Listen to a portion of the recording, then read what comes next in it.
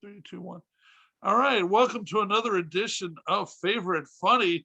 It's a show where I, Carl Kozlowski, winner of America's Funniest Reporter title from the Laugh Factory, interview famous, funny people, usually comedians, also actors, writers, and I ask them about their favorite funny life stories, as well as their favorite funny books, movies, TV shows, etc. Make sure you subscribe to the show and keep coming back for more. There's going to be lots of amazing people, but today I'm excited to bring you one of my favorite people, not just a funny guy, but a great guy. He's one of the stars at the Comedy Store, the world famous Comedy Store in West Hollywood, California. He has also been on Comedy Central multiple times. And ladies and gentlemen, I bring you Steve Simeone. Woo! What's up, Carl? You like that studio audience? Yeah. Well, all right. Yeah. So, thank you for joining me today. How's life? You're in Florida, right? Mm-hmm. It's been a crazy year, my friend. Yeah. So, has everything calmed down? Like, it seems like they opened up a lot earlier than in California. Oh yeah, it's like COVID. It's a totally different world from California. Okay. Everything's open now. How's the comedy world? Are you able to perform out there or what? Yeah, all the clubs are open. I was just at a club called Side Splitters this weekend. It was so fun. Necessary. Oh, that's great. Yeah. Okay. Right on. All right. Well, hey, so we're gonna take a stroll through your life here. Get some of your funniest moments. And I know you grew up Catholic, and you had a big family. One of my favorite bits before I get into the stuff that we pre-planned some is you tell hilarious stories about fighting over pizza. Yeah. And that's like my favorite bit of yours. So if you don't mind like sharing the story behind your family and your siblings fighting over pizza. Yeah, well, that's I grew up with brothers, so food was a big deal in our house. Like I made a conscious decision with my comedy to sort of focus on I try to celebrate things instead of criticize things. And I started to think about just like the simple joys in life. And Friday night pizza night in my house was like better than winning the Powerball. Like it was like getting Christmas delivered any time of the year.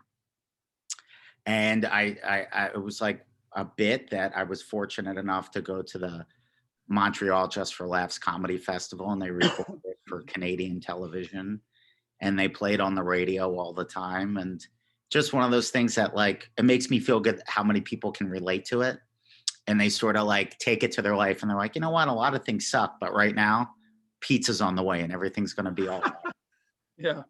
So like how big was your family? How many siblings did you have? Was it noticeably Catholic or was it like normal? It was normal. It was like, I'm the middle of three boys. So I think all that testosterone just made it like a little crazier. And then being in the middle makes it a little bit crazier because my big brother would fight with me and my little brother would fight with me. And I'm so grateful for those memories. Like that was one of the bits that like, I started, like, I really started to think about it where I was like, want to bring back family. I think it's the thing that's missing in our culture so much today. Yeah. And because family teaches you love and forgiveness. Because the truth is, in my house growing up, every day a felony was committed, like a legitimate felony. Like, if I were to treat a stranger as poorly as I treated my brothers as a kid, I'd be in jail right now. Like we would literally, like there was assault, battery, blackmail, extortion, attempted murder, arson, like complete insanity. But the truth is, like, you had to learn how to forgive, and that's it, and accept people for exactly who they are. Yeah, well, it's obviously good training for the comedy world, I'd imagine, because you're constantly put in a what to most people is a tough situation, and I bet did you hone your sense of humor dealing with your brothers or pleading your guilt and innocence to your parents? So much fun, dude. Like we had that kind of house where all the kids in the neighborhood would want to hang out. like there was always something crazy going on. It was either BB guns or fireworks or some like ninja weapons or ramps, explosions, science experiments, barking dogs. It was the greatest thing ever. And I'm very grateful to come from a family that no matter what, we always found time to have family dinner every night. Yeah. And it was around that family dinner table that I really learned how to be funny. Like my dad has a love of comedy, and he instilled that in me and my brothers growing up. Like some of my earliest memories are watching the Three Stooges or Abbott and Costello, like those old Abbott and Costello movies in black and white with my dad. And we were one of the first families to have cable television. And I remember like when HBO would come out with a new Carlin special, or like that was a big deal. So I think the whole thing growing up was me and my brothers were just trying to make my dad laugh. And then, you go to school and I realized early on that if I could make people laugh, they'd want to hang out with me. And when you're a kid, that's all you really want is the approval of your friends. Yeah.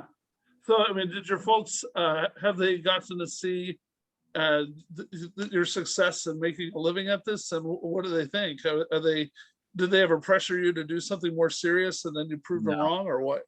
no, my parents from an early age just encouraged us to develop all of our God-given talents, whatever that may be.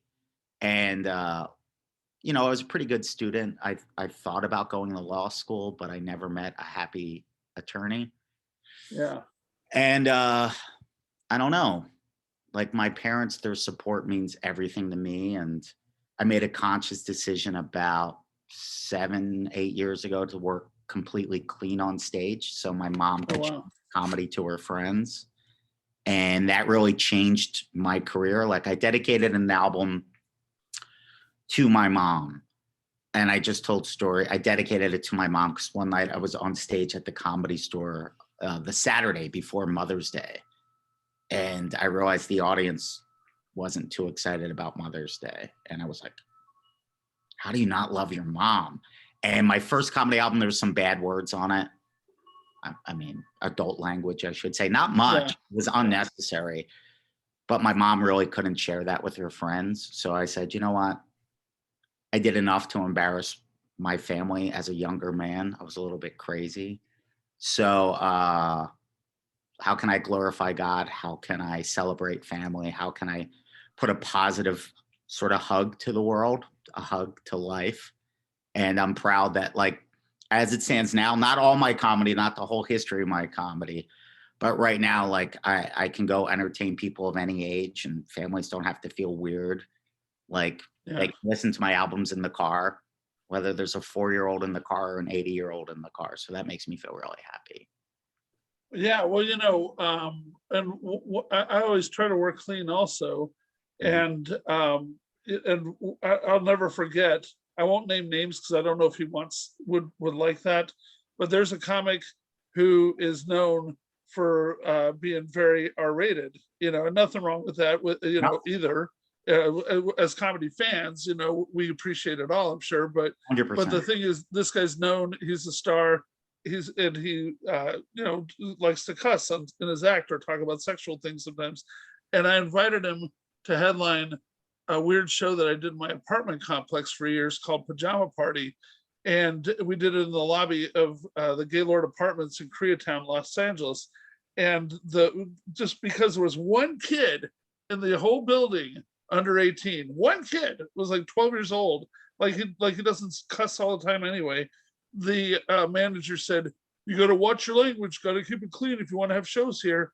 And that was fine for me, but it was like I always had to like implore all the other performers, keep it clean. But Yeah. then this guy that I'm talking about, he was like, "What? I can't swear at all." And I'm like, "No, it's just 10 minutes." And the dude, I'm telling you, when he performed, it was the most wired up, like incredibly funny performance I ever saw him give.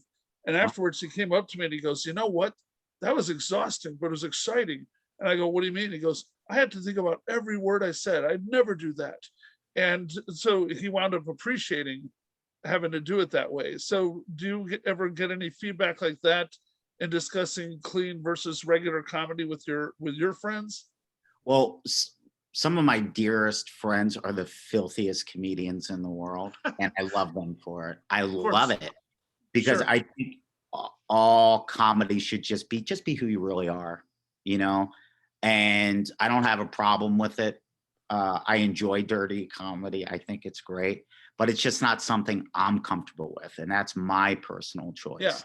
And a lot of it was just trying to survive in the comedy world. Like I had the opportunity to entertain the troops overseas starting in like 2006. And some of those shows, they were like, keep it clean. And I wasn't necessarily a clean act 15 years ago. So I didn't like that nervous feeling before a show, like editing my set. So I wanted to get to the point where if it was a corporate gig, if it was a military gig or a late night spot at the Comedy Store, I could do the same show and not have to have that pre-show nervousness. And then about, wow, I guess maybe it was 6 or 7 years ago, I started to spend some time down at Children's Hospital, Los Angeles. And the guy that was my contact down there saw me on YouTube, and he thought I was hilarious, but I wasn't necessarily a clean comic at that time. And I went, oh, I'm not famous enough to be dirty. So I better make sure most of my content out there is clean in case somebody wants to check out what I do.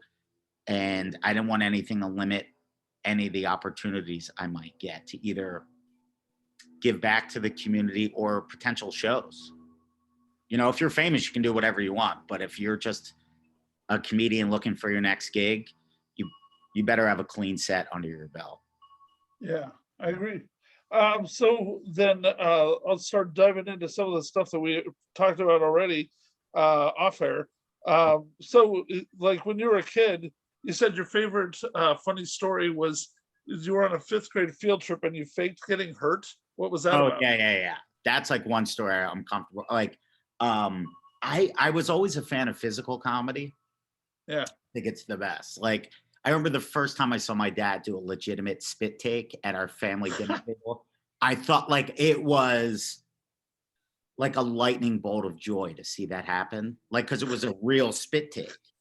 And I did have a very, like, growing up with two brothers, the Three Stooges just spoke to me. So I don't know where I learned it, but I remember I had this technique where like I would act like I was walking into a wall and I'd be able to put my hand up real fast so everybody would think I hit my head. And I would just do it for laughs. Like, to me, that was the funny. I'd be like, all right, take care. And then I'd walk into a wall and it always got a laugh. Well, I did that on a field trip, and everybody thought I got really hurt. And then I was too scared to let everybody know it was a joke. So I had to pretend like I got really hurt. My mom was she was like the homeroom mom. She was one of the chaperones on the trip. And she came up next to me. She was like, are you pretending? And I'm like, oh yeah, but you got to have my back on this. We have to pretend I got really hurt. Because everybody gathered around, and like the lady at the museum was like, I'm so sorry. Yeah. Well, I have a similar story, except mine was all too real. I once was in a Kinko's copies, or what are they called now, FedEx office, Mhm. and I'm waiting on a bus because for those who don't know me, I used to have a sleep disorder. I'd take the bus everywhere around LA because it was unsafe to drive. So I'm waiting for the bus, and they're very sporadic, like maybe once an hour at this location. But I needed something done at the copy store, like it couldn't wait. So I go in, the bus stops across the street, and from the copy shop, and I go into the copy shop, and I'm like, hey, I really need this really fast. Can you help me out? And I said, I got a bus in like 3 minutes. Please hurry. And they're like, okay, sir, okay, sir. And people were getting excited, like trying to see if I could make it. And so somebody yells out, oh my God, I see the bus coming. And I was like, oh no. And they handed me my stuff right then. And I run full speed towards the doors. And as full speed as I get, at least. And and the store guy says, "Oh, you forgot your receipt." I look back and I was like, saying, "Don't worry about it." I went smashed into the glass window Oh, next for to the real? door. So the door, I was hoping to run through the door and push it open. I missed because I looked back just long enough to realign myself wrongly. And I didn't, thank God I didn't break the glass. Like it must have been super strong because it did not break. But I wound up, I just like froze and my whole body felt like it was vibrating like a tuning fork. And I fell down in the store and everybody's freaking out. I missed the bus. And like 10 minutes later, I finally managed to like get my wits about me. I wasn't knocked out, but it just rattled my equilibrium to the core for 10 minutes. And when I finally was able to like sit and think, I was like, did I miss the bus? And everybody's like, oh, yes, you missed the bus, you idiot. The bus. Yeah. Anyway, so I know what it's like to run into a glass door. Not good. So, yeah, that's what everybody anyways, thought really happened to me, but it didn't. I was just pretending. yeah, I don't recommend trying it for real. So then your funniest career, you have two stories you mentioned from your career that Ari Shafir and Steve Ranazizi had an actual casino at the Comedy Store during its slow years. Oh yeah, for sure. It was chaos during those years. Like there was a foosball table for about 2 weeks. At like 15 years ago at the Comedy Store, 18 years ago at the Comedy Store, it was dead. It was not the Yeah, most it popular was. comedy club in the world. But there were times where like the audience, we had more staff working the club than audience in the seats. Like Wow. Mitzi used to have a rule that you couldn't start a show without 6 audience members, and then it became 4. Jeez. And then there were nights where there would be like 2 tourists in the crowd, and we would have to delay the show until more of an audience showed up. So Wow. during those years, like I remember once Peter Shore donated a foosball table, and it was upstairs, and it looked like a Bangkok gambling house. Everybody that was supposed to be working the club was surrounding the foosball table, and people were gambling, and it was hot and it was sweaty. And then around that time, Ari and Renazizi took over the main room of the Comedy Store, which was dark 5 nights a week. And they set up a roulette table and blackjack, and you would go in there and gamble until the manager was like caught on what was going on in there and shut it down.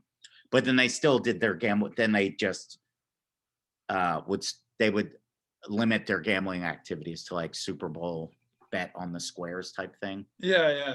Wow. But it was real. There was a legit, like it started to get bad when people started to show up for the casino and not the comedy show. Like it was just for the casino with comedians, but then audience members would see what was going on. They'd sit down for a hand or two of blackjack, and then people started to show up just to the back door and walk into the main room. They wouldn't even care about the comedy show at all. And then that's when they shut it down.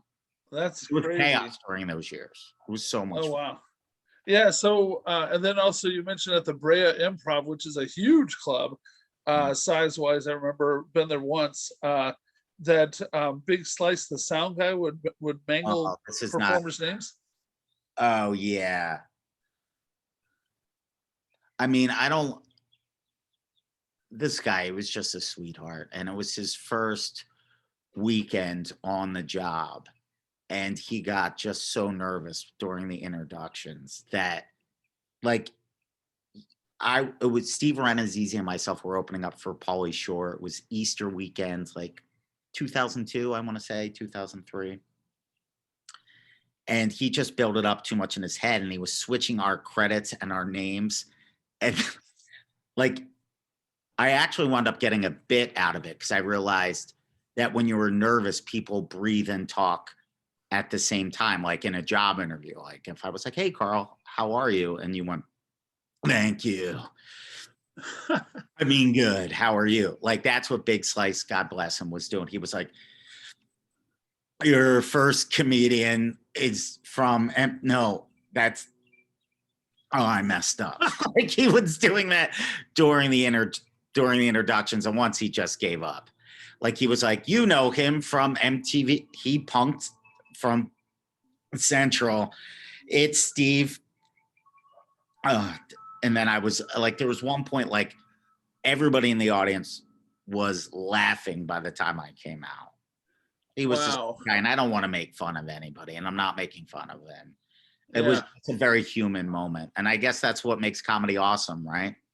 It's just like those very, very human moments. Nobody's perfect. I had a moment. I once worked in Milwaukee. I used to play there a lot when I lived I in love that Chicago. town. Yeah, Milwaukee's an amazing comedy town. Well, there was a place called the Comedy Cafe. Did you ever go there? Is that the one that's like attached to a gentleman's club? I can't remember that. I did a club once. It was Maybe it had a comedy house across the street where everybody could stay in this big house, and they gave amazing food away to the comics. So probably, but I don't recall the gentleman's club. But I mean, I just remember one time I'm emceeing, and the headliner, his name, it was so simple. I don't know how on earth I could possibly forget it. It was one word, 3 letters, Phil Tagg. And I go, ladies and gentlemen, your headline, you've seen him on such and such, blah, blah, blah, blah, blah, blah. And then give it up for Phil. And I realized I don't know his last name. I've blanked. And the guy is running towards the stage, all excited. And he literally said, he goes, listen, man, he goes, it's Tag, effer. And I was like, Tag. And he takes the stage. And I've never heard, I never stopped hearing about it the whole rest of the weekend. He was like, it's Tag, 5 shows, okay? That was like the first show. He goes, 4 more shows. You just have to remember 1 3-letter word, Tag. I like, think wow. we've all been there, right? Like I remember one of my first times I got to MC a club, and that's a big deal for a young comic to go from open mic to a real show on the weekend. And I think it's the most difficult thing to do in comedy is to start a show. Yeah. And I remember, like, I would always put too much pressure on myself, and I think that's why I related to the sound guy in Brea, because like you want it so bad that sometimes that prevents you from doing your best job.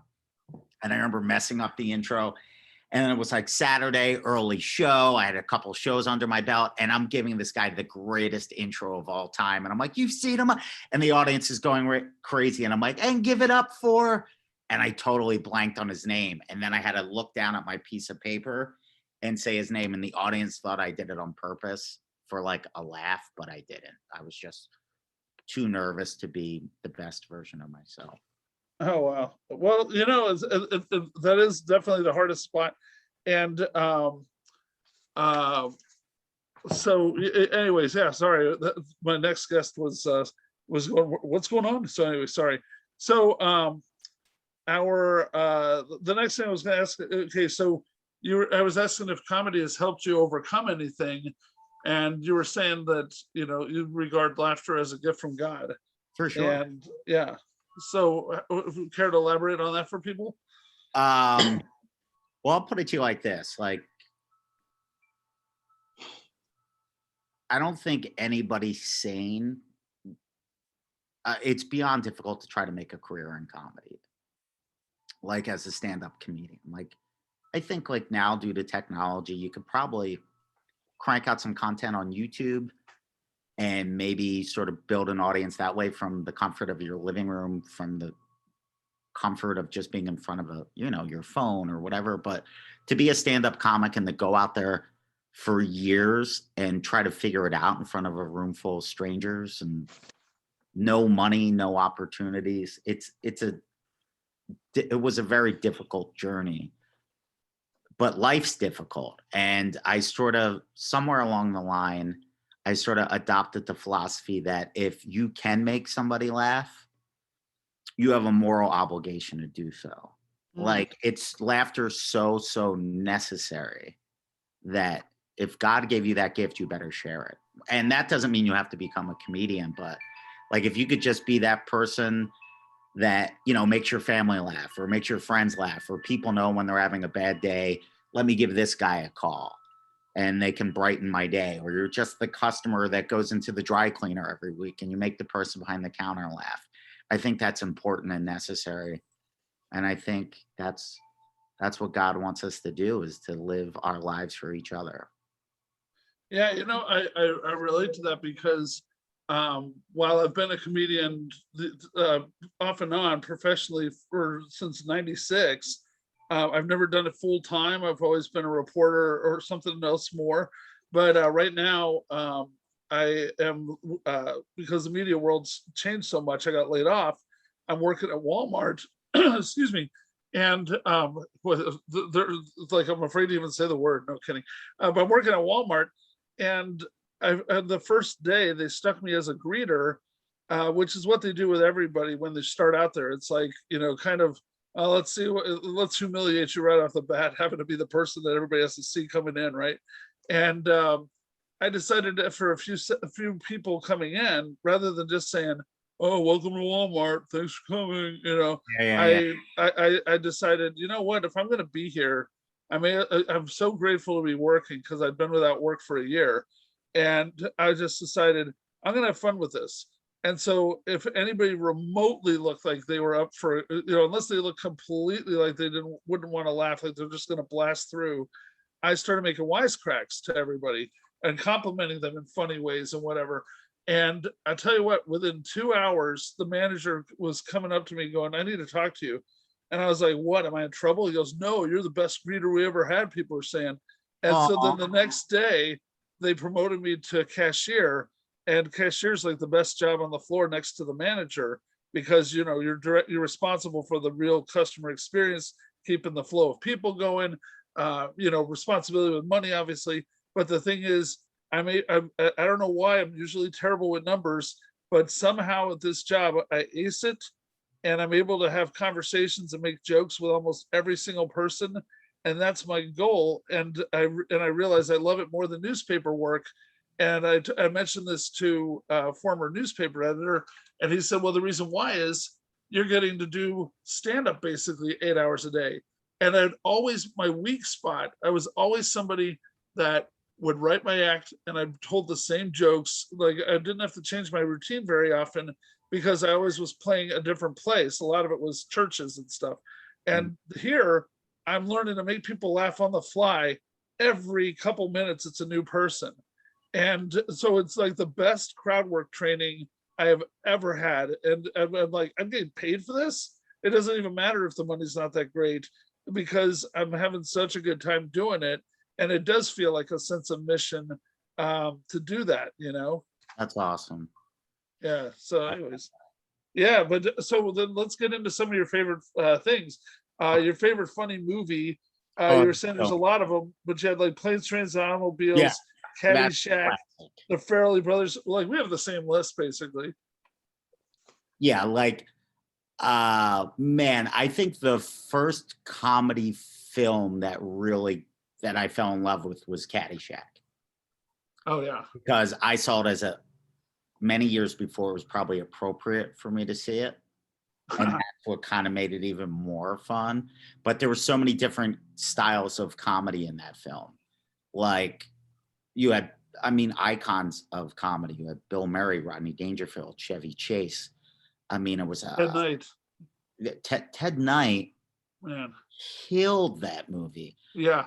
Harold Ramis was involved in that project. Doug Kenny was involved in that project. Like, truly legends of comedy. And for years I would watch that. Like, that was my study guide on how to make people laugh, because there were so many different approaches to it. And I had the movie memorized probably by the time I was 10 years old. Huh. And then there were so many unbelievable comedies of the 80s. I think it was really a golden era of cinematic comedy. And the older I got, the more I fell in love with the work of John Hughes, because it was just so wholesome and heartwarming. And John Candy is a special talent to me. Like, he had this undeniable quality where you just felt like you wanted to give him a hug, and for sure John Candy would give you a hug. And I think Planes, Trains, and Automobiles, to me, is truly a comedic masterpiece, because it makes you feel, it lets you realize the connection people can have between each other. And can you believe they're going to try and remake that? Did you know that? Of all the movies that gets watched every year by people, it's like Christmas Story. why bother? It gets watched every year infinitely at Thanksgiving, and they're going to do Will Smith and Kevin Hart, and it breaks my heart. I just can't imagine John Hughes having approved that, if he had been alive. Dude, I can't see the camera. Am I still on the camera? Yeah, you're on. Yeah. Hold on. This thing And said so am I. made easy. You're on. Don't worry. I got you. Okay, you got me? Okay. Yeah, I got you. So let's not worry about it. Yeah, but anyways, I mean, what do you think of these kind of reboots when those happen? I think it's a travesty. Yeah. I think it's sad. I think there's so many talented people out there trying to get their projects off the ground, and so many voices that deserve to be heard, that tell your story. Don't remake somebody else's story. Yeah. Yeah. Okay, so then what about the Fairley Brothers? I mean, I love the Fairley Brothers. Yeah. Their stuff to me was just so good. Yeah. So good, especially the early stuff. Yeah. Like there's something about Mary King, unbelievable, Dumb and Dumber, and their stuff's also really, really sweet. I think for me and my personality, I love comedy with a heart, and I think John Hughes was a master of that. I think the Fairley Brothers were a master of that. Like, even if you look at a film like Kingpin, it's just such a beautiful story about redemption. Yeah, it is. And I think that's a lesson the world needs now more than ever. Well, here's something interesting as one Catholic to another, and people may find this interesting, hopefully in general, was that many years ago, I read a story with an interview with the Fairley Brothers and in a screenwriting magazine, and they said that Something About Mary was originally called something like There's Something About Susan, or some other name, not Mary. And what they did, they're Catholic, and they thought, wait a minute, this is a movie about the ultimate woman. And because, Mary is kind, she looks out for the mentally challenged, she's smart, she's a doctor, she's beautiful, she's funny, she's all these things. And so they changed it to call it There's Something About Mary, because they saw, of course, hair gel scene aside, they saw it as a real, they said, if we're going to do something about the perfect woman, they changed it up to Mary as a result of that. I love that. I've gotten so many life lessons from Peter Fairley interviews.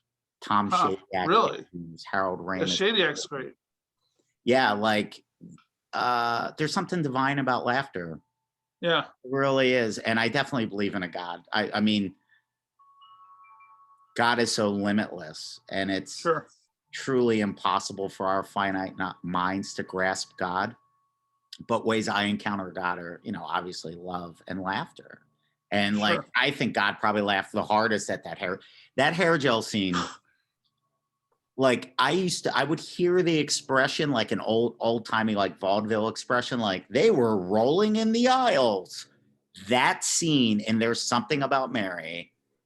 I remember the movie theater where I saw that film. I saw it in Bethlehem, Pennsylvania, the summer of 1998. Yep. I literally fell out of my chair and was rolling in the aisle. Oh my God. Like, I was laughing so hard that if I were to die in that moment, it would have been a glorious death. It was that funny. And then I got a copy. A friend of mine told me about this book Peter Fairley wrote called Comedy Writer. Yeah, I was going to ask about that. Yeah, I've read it also. Yeah, I highly recommend that to anybody that loves comedy and anybody that loves God. Because I think there's some amazing lessons in that book too. That's good. Yeah, well, it's a surprisingly deep book, and and what's also surprising, their style, unfortunately, at least at the box office, had diminishing returns over the 2000s. Like and so they don't really get to do their thing anymore together, it doesn't seem. But Peter wound up co-writing and directing the Best Picture winner, Green Book.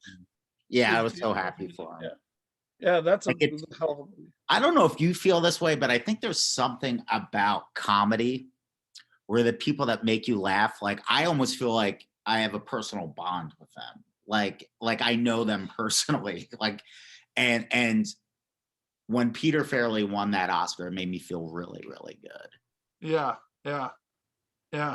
So then, like, your favorite comedians, like you mentioned, that your three favorites right now Mhm. are Bill Burr, Joey Diaz, Brett Ernst, and that you love Fluffy as well. Oh yeah, I love all those guys.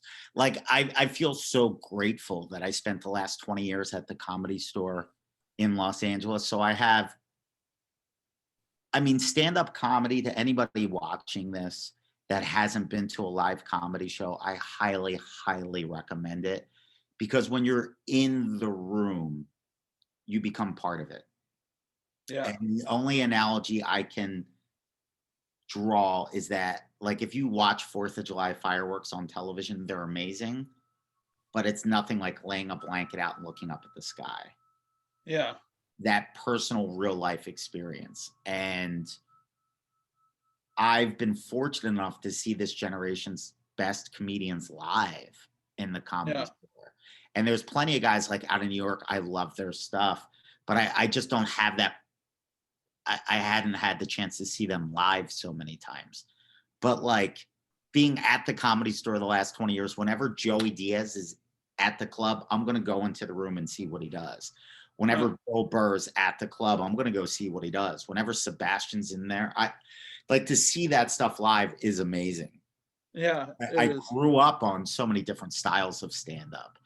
Like I remember watching Stephen Wright on TV, and he tells jokes, one-liners, Yeah. and it crippled me as an 11-year-old kid. I'm like, this dude is awesome. And Yeah. watching Rodney Dangerfield in Caddyshack, I remember being a little boy, like 7, and I remember going, I do not want to grow up. I knew being a kid was as good as life got, but then I saw Rodney in Caddyshack, and I went, well, if I have to be a grown-up, I want to be that guy. And then I got to see his stand-up. Like my dad was just such a comedy connoisseur. I mean, he would show us, you know, Pat Cooper, stuff he grew up on. Pat Cooper, Buddy Hackett, Henny Youngman, Milton Berle, like Jackie Gleason. What a juggernaut of comedy. Huh. Like I Yeah. loved all that stuff. And then like when I was a rebellious teenager, I remember like what I lived for was Rodney Dangerfield's Young Comedian specials.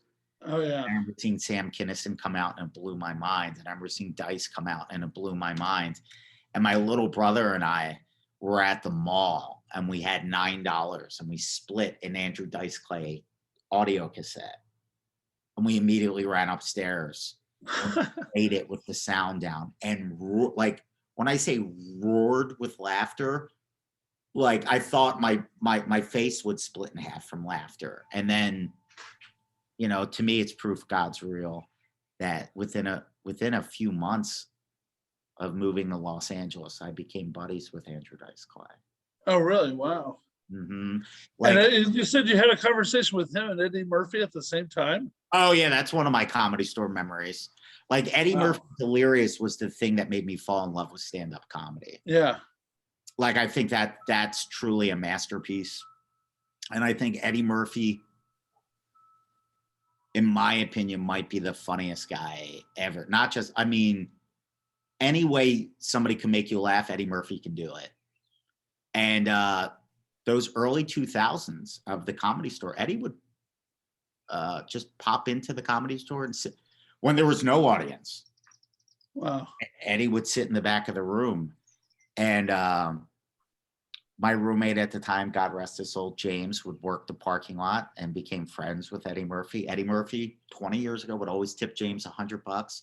Wow. Would remember things about him, ask him about his dad, knew things about his life, would always, you know, check in with him. And then I remember summer of 2001, I'm in the parking lot talking to the Dice Man. Rolls Royce rolls up. It's Eddie Murphy. They pop out. They hadn't seen each other in years. And I'm like, oh my gosh. Because I'm more of a fan of comedy. Like, I don't even think of myself as a comedian.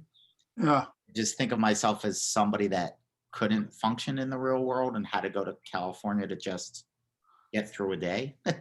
Like, I don't know how I would function in a normal work environment. Yeah.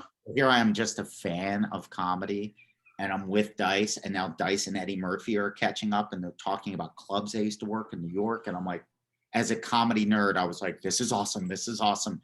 And then all the comedians that were hanging out then made a circle. So now it's kind of like me, Dice, and Eddie Murphy formed this little circle.